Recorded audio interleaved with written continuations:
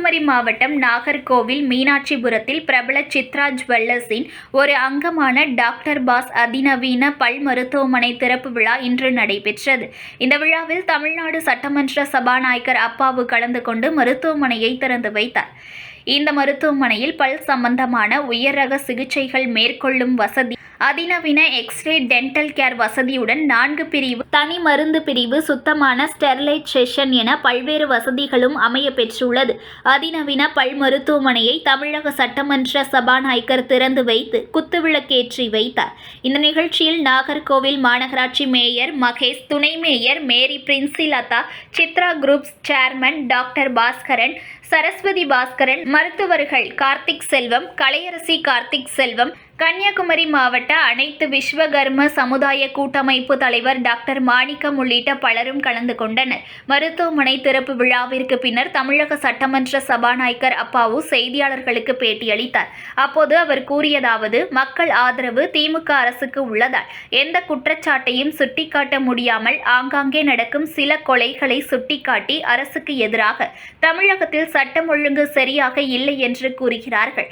ஆனால் தமிழ்நாட்டில் சட்டம் ஒழுங்கு சீராக உள்ளது. மணிப்பூர் மாநிலத்தில் நடப்பது சட்டம் ஒழுங்கு பிரச்சனை. ஆனால் தமிழ்நாட்டில் சட்டம் ஒழுங்கு சிறப்பாக உள்ளது. அதனால்தான் உலக செஸ் போட்டி தமிழ்நாட்டில் நடந்துள்ளது.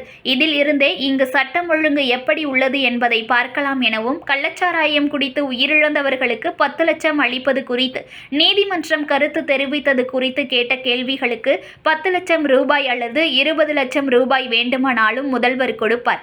அரசின் கொள்கை முடிவு எடுப்பது முதல்வரின் முடிவு. அதில் யாரும் தலையிட முடியாது. அதிமுகவினர் சட்டசபையில் பேசுவது சிக்கல் என்று நினைக்கிறார்கள். அவர்களுக்கு என்ன பிரச்சனையோ தெரியவில்லை. நாங்கள் அவர்களுக்கு உள்ளே இருந்து அவர்களது கருத்தை கூற வேண்டும் என்று நினைக்கிறோம். ஆனால் அவர்கள் வெளிநடப்பு செய்கிறார்கள். அதிமுக்கிய பிரச்சனைகளை அதிமுகவினர் எவ்வளவு நேரம் வேண்டுமானாலும் பேசலாம். வரும் காலங்களில் அவர்கள் அதிக நேரம் அமர்ந்து சட்டசபையில் பேச வேண்டும் என்பதுதான் எங்கள் எண்ணம் என தெரிவித்தார். சட்டம் ஒழுங்கு பிரச்சனைக்கு ஆங்காங்கே நடக்கும் சில கொலைகளை சுட்டிக்காட்டி அரசுக்கு எதிராக தமிழகத்தில் சட்டம் ஒழுங்கு சரியாக இல்லை என்று கூறுகிறார்கள். ஆனால் தமிழ்நாட்டில் சட்டம் ஒழுங்கு சீராக உள்ளது.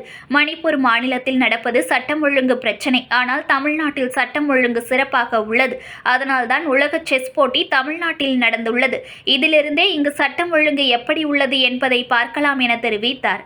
News1 தமிழை லைக் பண்ணுங்க, கமெண்ட் பண்ணுங்க, ஷேர் பண்ணுங்க, மறக்காம சப்ஸ்கிரைப் பண்ணுங்க.